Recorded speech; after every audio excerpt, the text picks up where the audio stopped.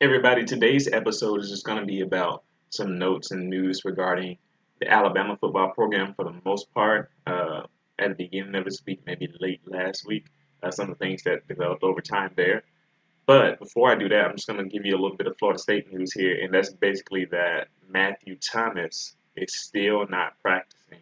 As of yesterday, he was not at practice still, so we'll see about today and Wednesday.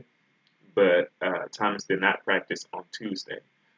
Fisher is still unsure, and a lot of people are speculating, of course, that it is about the academic eligibility issue. So that's something to keep your eye on. I personally want him to play because I want Florida State to be at their best. This is going to be a really good matchup, so I want their best players on the field. But if he can't, that is something worth looking at. Now, with that said, let's move on to some news from Alabama. So I'm going to talk about some of the recent practice things that are going on. So during some of the recent practices, at times, Hootie Jones and Levi Wallace have infiltrated, as I call it, the nickel package of the Alabama defense. Of course, nickel package is when we bring in a fifth defensive back, usually it's like the slot receiver guy. And what's happening is that Levi Wallace has been coming in at corner during the nickel package, while Minka Fitzpatrick has been sliding down to star, which is where Tony Brown was. So that's really interesting. That's showing me that Hootie Jones. I haven't talked about him yet, but yeah, Hootie Jones is actually playing free safety when uh, Minka Fitzpatrick is down at the slot position. So Hootie Jones has been playing really, really well during this camp. Nick Saban himself has saying that he has been doing his job consistently right during fall camp. They say he's playing with more confidence. And consistency and confidence gets you playing time at Alabama. When Nick Saban talks about a guy like that, that means that he's really impressing him and that he's probably going to see the field. So Hootie Jones has been playing so well at safety that they said maybe we can move Minka down to the slot during nickel situations so we can get our best corner cover guys on the field all at the same time, which of course means most likely that Minka is a better cover guy than Tony Brown. At least I think he fits that slot role a little bit better because Tony Brown's so big. So that's really interesting. But that also shows me this. Not only is Hootie playing really well at safety, but that means that Levi Wallace is really pushing Trevon Diggs for the corner. Remember, Nick Saban specifically says we're trying to create a role for Levi Wallace. That's just how good Levi Wallace is. I really want to see this guy play. So he's pushing Wallace for that corner spot. I mean, he's pushing Diggs for that corner spot. And Minka moving down the star means Tony Brown will be the money defensive back during dime packages. Or actually, let me not say that. Tony Brown will actually be slot during dime packages, and Minka will move to money during the dime packages. So Hootie's playing so well that it allows Minka to become a corner during the extra defensive back formations of the defense. So that's actually a good sign. That's a good thing. I really like that. Uh, probably not so good for Tony Brown, who probably wants to be on field as much as possible in his last year. He want to get more opportunities to, you know, impress the NFL scouts and whatnot.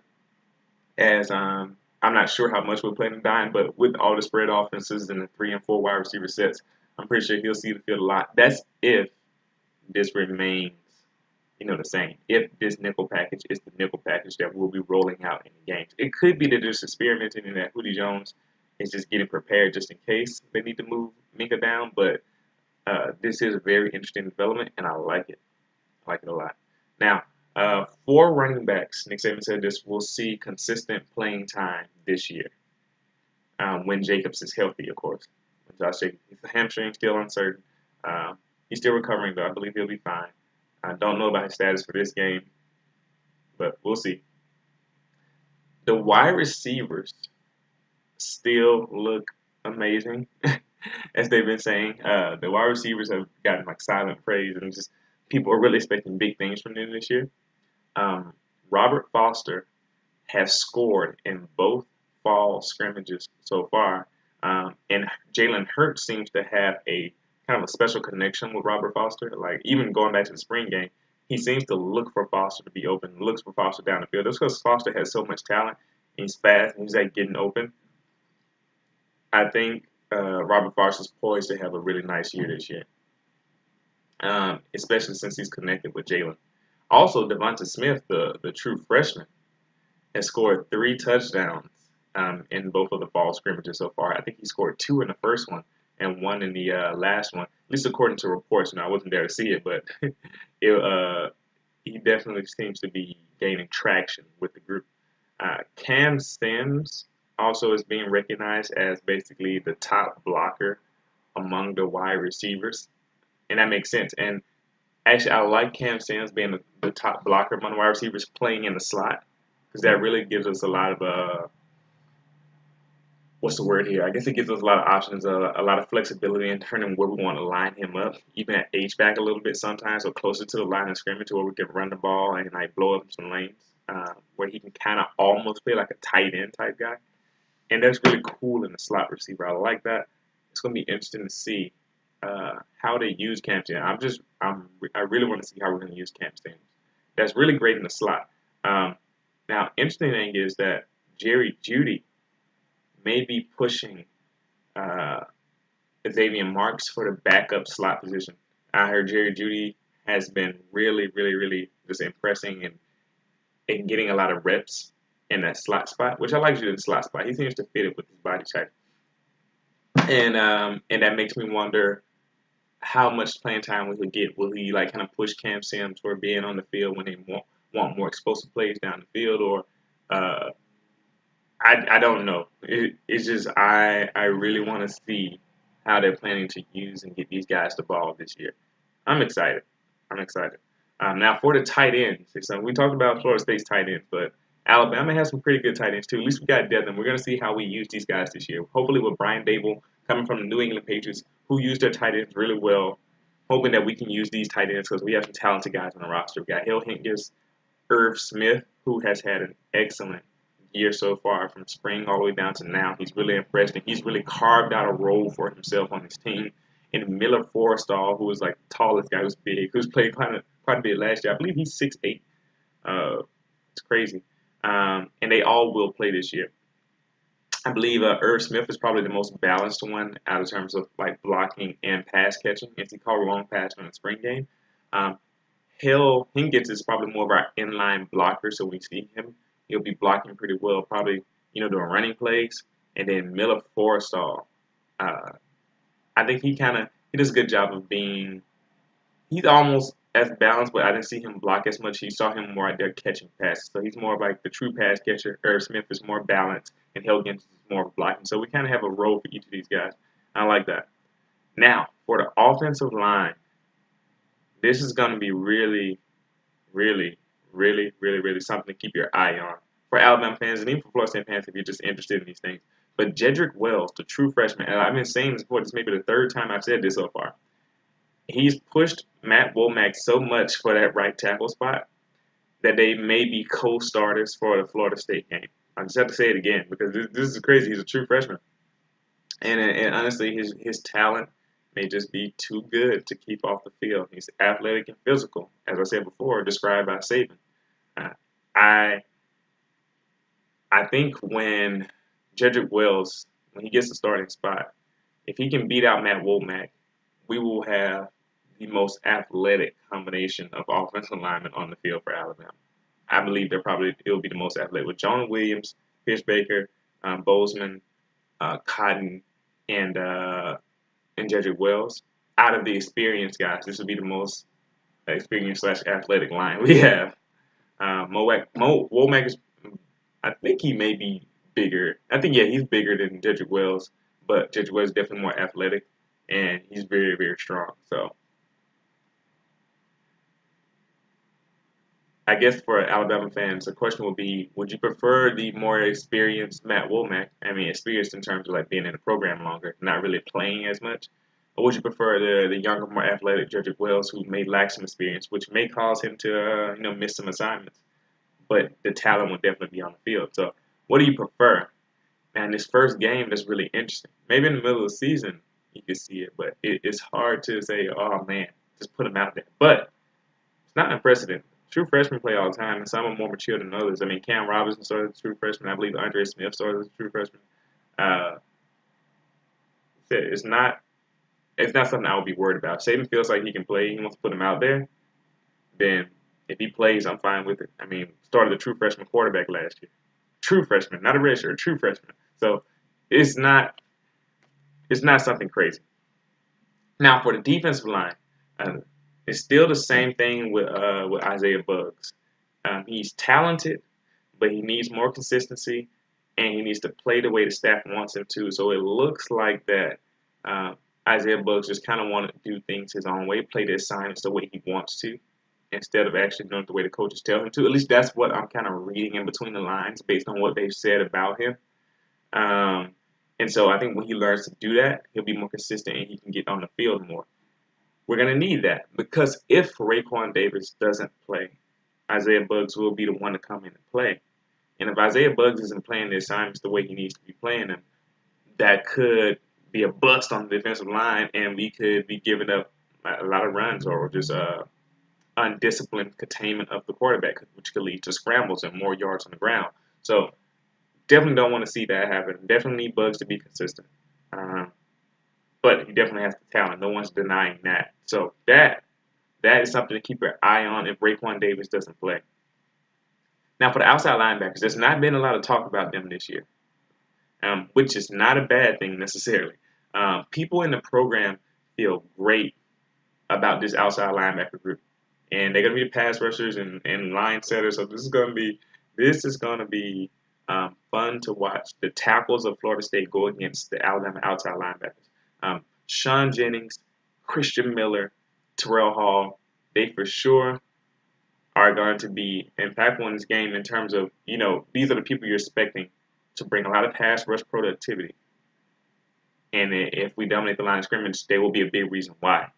Um, uh, who was it? Christian Miller in a scrimmage game, in the first scrimmage, he actually got a strip sack on Jalen Hurts after beating Jonah Williams. So that tells you how good Christian Miller is. Jonah Williams graded out better than Cam Robinson did last year as a true freshman. So Cam Robinson was a junior, and Jonah Williams was a true freshman, and he actually graded out better in terms of line play, better than Cam Robinson. Now he's at left tackle, he's playing well, and Christian Miller beat him. Christian Miller has a lot of talent. He's right. He's going to be like a lot of pass rush, kind of filling in that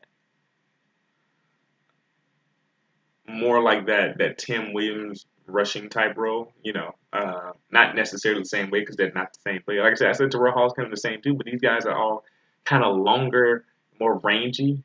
Whereas Tim Williams and Ryan Anderson, they were a bit more shorter and stocky, kind of had more burst, and so it's going to be a different type of rush, a different type of feel. I can't wait to see them on the field so I can see how they do it, so I can see their technique. What do they do?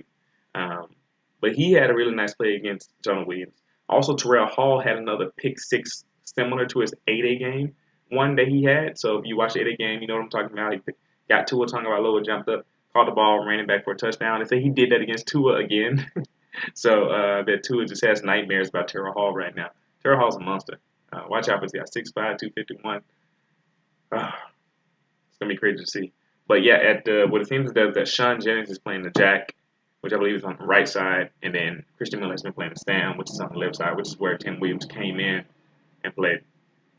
Now, for the cornerbacks, in general, the cornerbacks, Levi Wallace and Diggs are both doing well. So when I was saying Wallace is pushing Diggs, it wasn't because Diggs is doing bad. It's because just that Wallace is also doing well, and they're both doing well. Like a lot of people are really impressed. They said Diggs has come on quite a bit since the spring when he gave all those touchdowns in the spring game.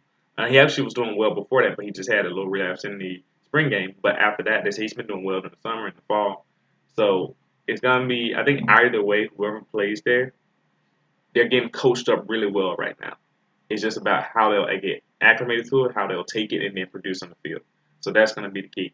Now, the question for me though is Shyheim Carter sliding? And the reason why I asked that is uh, Jared Maiden looks like he's the backup to Anthony Avery. Jared Maiden looks like the backup to Anthony Avery. And when they were talking about the slot corner, it was Tony Brown and Minkah Fitzpatrick. So that makes me wonder, where's Shyheim Carter in the mix? He played a good bit last year, so to see him not be mentioned at all, I'm wondering, maybe if he just, no one's paying attention to the backup role, which can happen. Sometimes the media gets so enamored with the starters that they don't mention some of the backups. But they did mention Jared Maiden specifically, who's working behind um, Anthony Averett. So that's interesting. And also Nigel Knott, who's the redshirt freshman, who probably developed his development pace has been a little bit slower than the other two, which is probably the reason why he had to redshirt anyway. He wasn't really mentioned, but I'm pretty sure he's like playing depth behind the outside corner spot as well. So we'll see what happens with those guys, but hopefully we won't have to. We want everybody to remain healthy. As long as Averett, Wallace, Diggs, Maiden, the two deep stays healthy, I think we're okay. Now, for the safeties, Deontay Thompson looks to be the top backup to Ronnie Harrison as in the lines and drills and plays. He seems to be consistently behind Ronnie Harrison. I leave it at that strong safety spot. Although some people say free safety, so it's really interesting. Um, who is the free safety and who is the strong safety for Alabama? It confuses me because I feel like the media is confused. I feel like every other site or whatever is always flip flopping into like make that free, make that strong, running at free, running at strong. I'm like, I don't know. We just got safeties. I'll see when the game starts. I don't know who's playing what. But Thompson seems to be the top backup to Ronnie Harrison, and also that freshman guy Xavier McKinney. He's playing really well too as he continues to uh, basically catch the attention of everybody watching practices. Last thing is that Henry Ruggs and Xavier Marks are at returner, at kick returner, I believe, and at punt. So that's going to be those are going to be guys you want to see there. Like Henry Ruggs is really fast, explosive. So I think they really want to see him develop at that returner spot. But he's a true freshman, so Nick's going to be on him. But if he can develop and do it, it could be on something. So that's it for my notes. That's just some early stuff from the beginning of this week and late last week. Um, Let me know what you guys think about some of this information, especially about that Matthew Thomas deal. And we've been talking about that in the comment section, so probably don't have to talk about that as much, but that is going to be something to watch. What do you think about Jedrick Wells pushing Matt Womack at that right tackle spot? I find that compelling. And Isaiah Buggs, what do you think about him playing if Raekwon Davis doesn't play with that grazed leg from the bullet and whatnot? So oh man, just whatever you want to talk about, leave it in the comment section. I'll be happy to talk about it. And as we get closer to this game, I'm getting excited. Trying to do my prediction on Friday. Yeah, I'll try to do a prediction on Friday. It's just so hard to predict these games because it's the first game of the season. No matter what people tell you, there's no way to make honestly a accurate prediction of the first game unless you just get lucky because there's so many factors that you can't account for when predicting. And honestly, that goes for every prediction, but really for the first game. So that's something. And then this last thing, I'm trying to get a little analysis of Derek Kelly going. So I'm gonna try to watch his games from 2015 where he played before he got hurt. I'm gonna try to do some projections for this year, and then I'm gonna try to look at AJ Westbrook or maybe Trey Marshall to kind of see what to expect from them when they play in this game. Other than that, I'll see you for the next video.